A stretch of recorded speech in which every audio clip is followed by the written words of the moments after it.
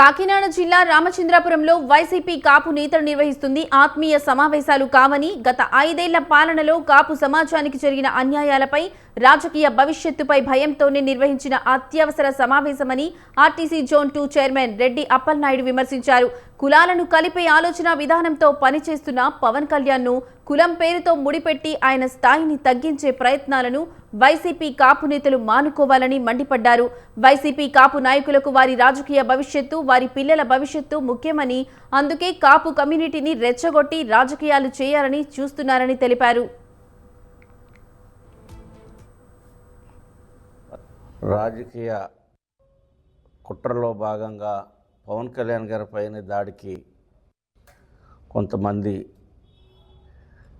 కావాలన్నటువంటి ఆయన్ని బ్యాడ్ చేయాలి, ఆయన యొక్క ఇమేజ్ని, ఆయన లీడర్షిప్ని తగ్గించాలి అనే ఆలోచనతో అటు తెలంగాణలో కొంతమంది, ఇటు ఆంధ్రప్రదేశ్లో వైఎస్ఆర్ పార్టీకి సంబంధించినటువంటి కాపు నాయకులు ముఖ్యంగా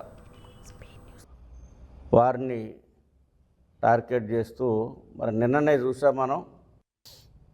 కాకినాడ ఏదైతే తోట త్రిమూర్తులు గారు వైఎస్ఆర్ పార్టీ ఎమ్మెల్సీ గారి యొక్క ఆధ్వర్యంలో